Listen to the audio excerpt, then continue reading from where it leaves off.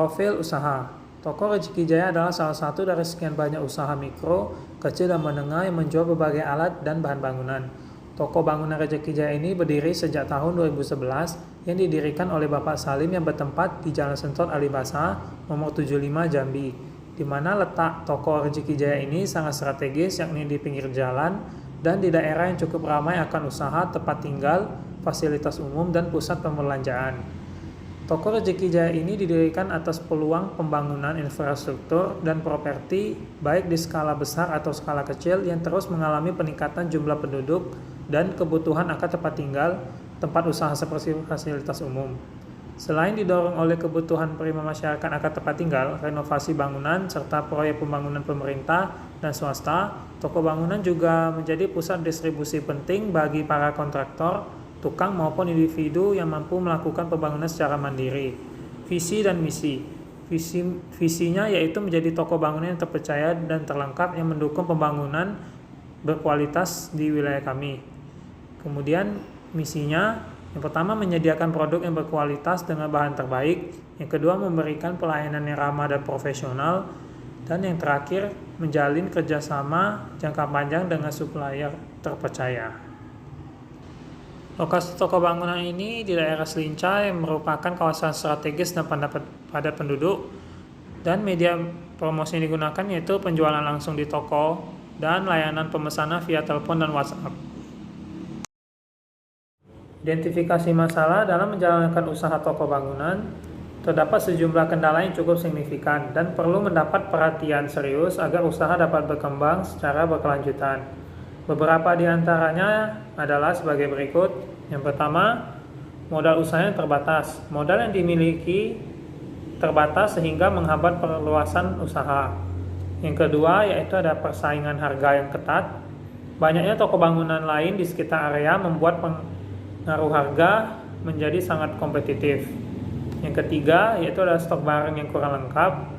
Karena keterbatasan modal dan ruang, toko belum mampu menyediakan semua jenis barang atau variasi produk yang dibutuhkan oleh pelanggan. Yang keempat, pengelolaan keuangan yang belum rapi. Sistem pencatatan keuangan belum berjalan secara profesional. Masih banyak transaksi yang dicatat secara manual tanpa laporan keuangan yang jelas. Yang kelima, ketergantungan tinggi pada pemilik. Operasional toko masih sangat bergantung pada keterlibatan langsung pemilik. Ketika pemilik tidak hadir, kegiatan toko bisa terganggu karena keputusan penting tidak bisa diambil oleh karyawan. Yang keenam, promosi dan pemasaran yang minim. Promosi usaha masih sangat terbatas, bahkan belum menyentuh media digital. Yang ketujuh, sumber daya manusia yang terbatas. Jumlah tenaga kerja di toko masih minim dengan 1 hingga 2 orang dengan keterampilan yang terbatas. Selanjutnya yaitu ada identifikasi risiko. Yang pertama yaitu ada risiko keuangan. Nah, risiko keuangan yang bisa terjadi yaitu terbatasnya modal usaha dapat menghambat pembelian stok dalam jumlah besar. Selanjutnya yang kedua, risiko operasional. Risiko operasional ini bisa terjadi karena stok yang hilang karena kesalahan pencatatan stok, kemudian kesalahan pemberian harga saat menjumlah. Kemudian yang ketiga itu risiko pasar, fluktuasi harga bahan bangunan dari pemasok sehingga mempengaruhi harga jual dan margin penjual dan penurunan pembangunan rumah. Kemudian yang keempat, risiko persaingan. Risiko persaingan yang terjadi misalnya banyaknya toko bahan bangunan lain di daerah sekitar yang menawarkan harga yang lebih murah. Kemudian yang kelima, risiko hukum. Risiko hukum ini bisa terjadi karena izin usaha yang belum lengkap, adanya peraturan baru mengenai regulasi terkait distribusi bahan bangunan, adanya perpajakan yang belum dipahami. Kemudian yang keenam yaitu ada risiko bencana. Risiko ini dapat terjadi seperti kebakaran, banjir, gempa bumi, pencurian, maupun pandemi atau kecelakaan kerja lainnya. Selanjutnya itu klarifikasi risiko dan analisis risiko. Yang akan dijelaskan yaitu klarifikasi risiko. Risiko yang dihadapi toko bangunan Rezeki Jaya dikategorikan menjadi 6 jenis, yaitu risiko keuangan meliputi keterbatasan modal, piutang yang tak terbayar, dan kesalahan pencatatan harga yang dapat mempengaruhi stabilitas usaha. Risiko operasional muncul dari kesalahan pencatatan stok, pelayanan yang kurang maksimal, serta ketergantungan tinggi pada pemilik toko. Selanjutnya itu resiko pasar, berkaitan dengan penurunan daya beli masyarakat, fluktuasi harga bahan bangunan, dan penetapan tren konstruksi yang dapat mempengaruhi permintaan. Resiko persaingan mencakup adanya toko lain dengan harga yang lebih murah atau produk yang lebih lengkap. Di sisi lain, risiko hukum yaitu muncul akibat belum lengkapnya perizinan usaha serta kurangnya pemahaman pajak dan regulasi distribusi. Yang terakhir yaitu risiko bencana dan keadaan darurat seperti banjir, kebakaran, gempa, serta pencurian juga menjadi ancaman yang harus diantisipasi. Selanjutnya, analisis risiko toko bangunan Reski Jaya. Berapa risiko yang dinilai berdasarkan kemungkinan terjadi dan dampaknya terhadap usaha. Risiko keuangan seperti piutang yang tidak terbayar dan keterbatasan modal termasuk yang paling tinggi karena keduanya sangat mempengaruhi kelancaran arus kas. Risiko operasional juga cukup signifikan, terutama kesalahan pencatatan stok yang berdampak besar terhadap pengelolaan barang. Pelayanan yang kurang maksimal dan ketergantungan pada pemilik toko memiliki dampak sedang hingga rendah. Di sisi pasar, penurunan daya beli terhadap fluktuasi harga dari pemasok menjadi ancaman besar karena dapat mengurangi penjualan dan keuntungan. Risiko persaingan juga tinggi, terutama dari toko lain yang menawarkan harga lebih murah dan produk yang lebih lengkap. Untuk aspek hukum, belum lengkapnya legalitas usaha dan kurangnya pemahaman. Regulasi pajak dinilai berdampak sedang. Sementara itu, risiko berencana seperti kebakaran, banjir, dan pencurian termasuk risiko yang tinggi karena dapat merusak toko dan stok barang secara langsung. Secara keseluruhan, risiko yang paling prioritas untuk ditangani adalah piutang tak terbayar, fluktuasi harga, persaingan harga, bencana alam, dan penurunan daya beli pelanggan. Oke, jadi berdasarkan dari hasil yang sudah kami teliti, jadi resiko yang dianggap sebagai prioritas tinggi itu adalah yang pertama piutang yang tidak terbayar, yang kedua fluktuasi harga dari pemasok, lalu ada persaingan harga antar toko, lalu ada dari faktor bencana alam seperti kebakaran, banjir, atau gempa, lalu penurunan daya beli masyarakat. Nah, dari mitigasi resikonya, kita mulai dari SWOT-nya. Yang pertama, strength. Itu yang kita lihat yang pertama kali itu piutang tak terbayar. Nah, jadi di strength piutang tak terbayar itu dari hasil analisis kami itu tuh ada hubungan dekat dengan pelanggan tetap. Nah, jadi untuk strategi mitigasinya itu adalah dengan tetapkan sistem piutang berbasis kepercayaan dan kontrak tertulis. Yang kedua adalah weakness-nya. Jadi dari hasil analisis kami tidak ada di dalam toko tersebut tidak ada sistem pengontrol piutang. Jadi salah satu cara untuk menangani itu adalah dengan cara membuat catatan piutang yang tertulis atau bisa kita sebut manual. Nah, itu atau bisa juga kita gunakan aplikasi yang sederhana gitu supaya catatannya tuh lebih terkontrol gitu, sistem keluar masuk uangnya gitu. Lalu di peluang opportunities itu dari hasil analisis kami itu ada digitalisasi pencatatan dan pentagihan. Nah, strategi yang dapat kita lakukan itu adalah dengan cara gunakan sistem reminder via SMS atau WA untuk tagihan jatuh tempo. Lalu ada di ancaman trades. Dari hasil analisis kami, pelanggan one prestasi atau kabur. Jadi, cara untuk menanganinya adalah dengan batasi nilai piutang per pelanggan dan minta uang muka DP untuk setiap pembelian. Jadi supaya itu mencegah biar pelanggan nggak ada langsung ambil terus langsung hilang gitu, nggak tanggung jawab gitu. Kemudian ada dari faktor fluktuasi harga dari pemasok. Kita mulai dari SWOT. Yang pertama ada strengths-nya. Analisisnya memiliki pemasok tetap atau lama. Dan strategi yang akan kita lakukan adalah dengan negosiasi harga jangka panjang atau kontrak tetap. Yang kedua ada weakness-nya, bergantung pada satu atau dua pemasok. Jadi strategi yang dapat kita lakukan adalah dengan diversifikasi pemasok dari beberapa wilayah. Yang ketiga ada opportunities-nya, dapatkan diskon dari pembelian besar. Nah, strategi yang dapat dilakukan adalah dengan beli stok saat harga stabil atau rendah sebagai persediaan. Lalu di trades ancamannya ada harga bahan bangunan yang tidak stabil, jadi bisa naik bisa turun gitu.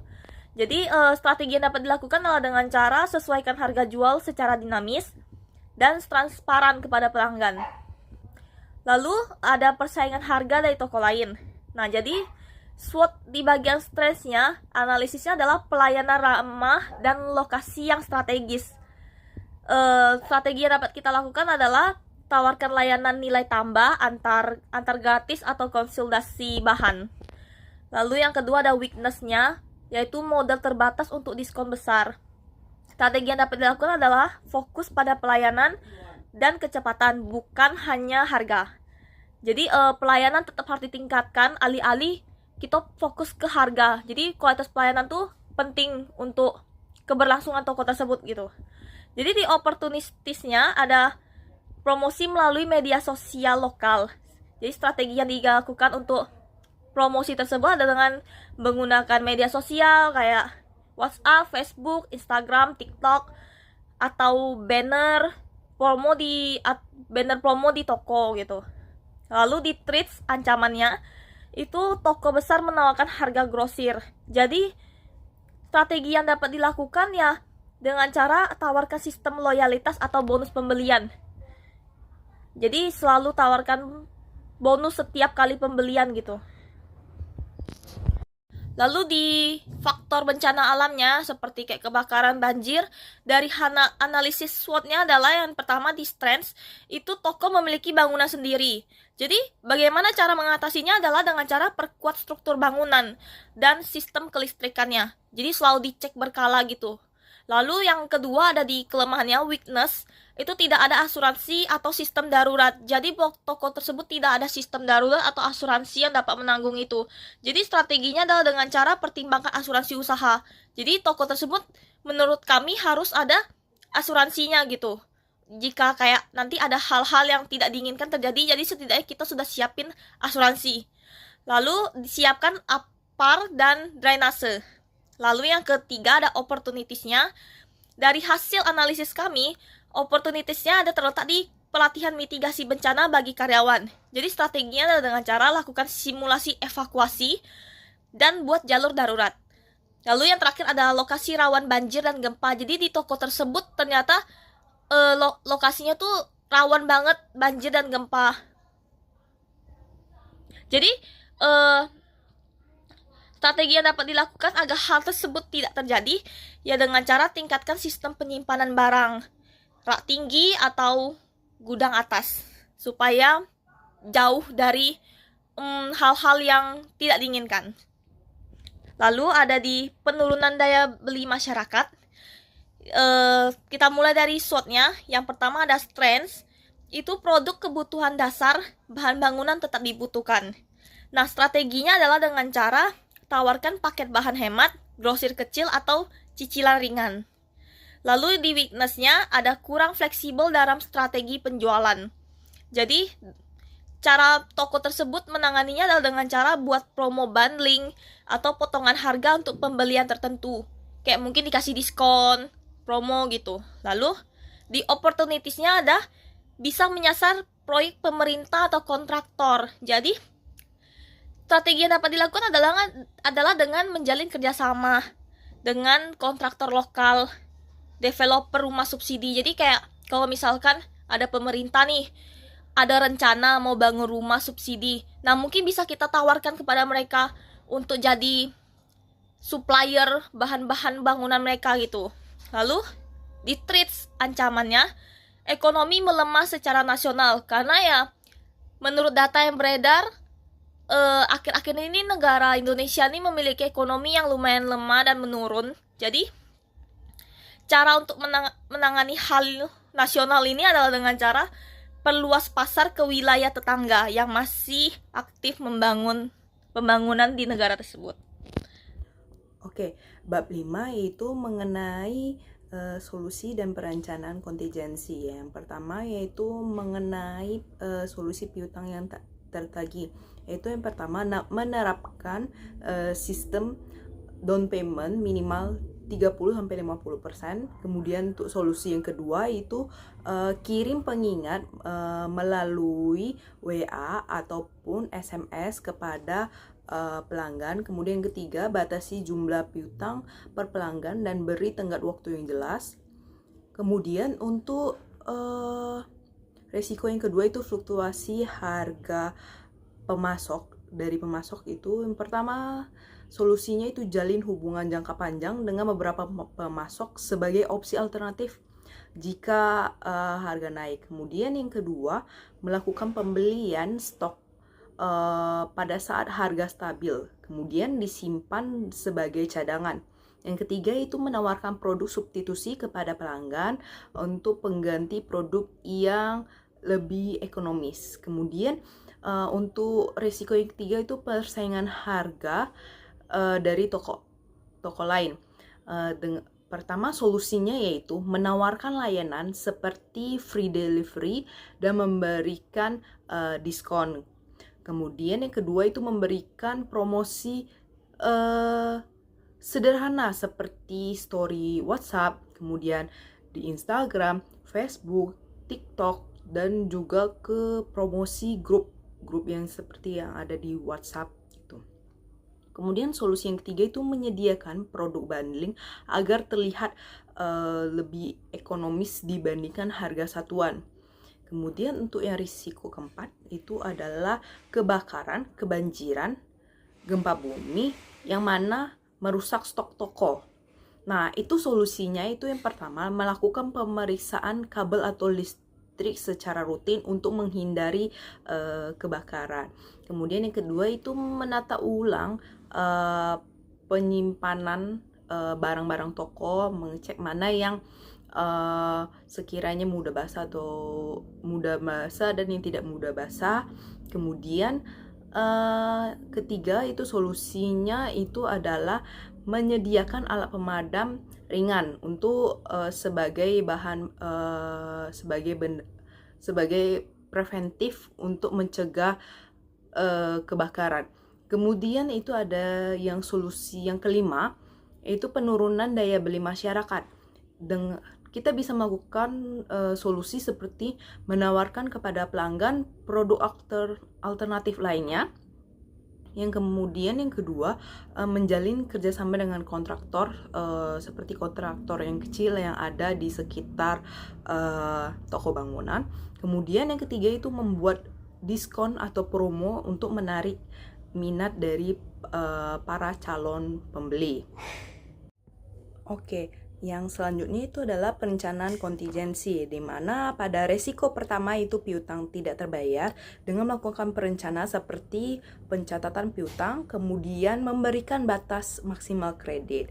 Kemudian yang kedua itu pada resiko fluktuasi harga, di mana kita dapat melakukan itu menyetok barang pada saat harga rendah, kemudian memperbanyak supplier, kemudian melakukan kontrak harga dengan supplier.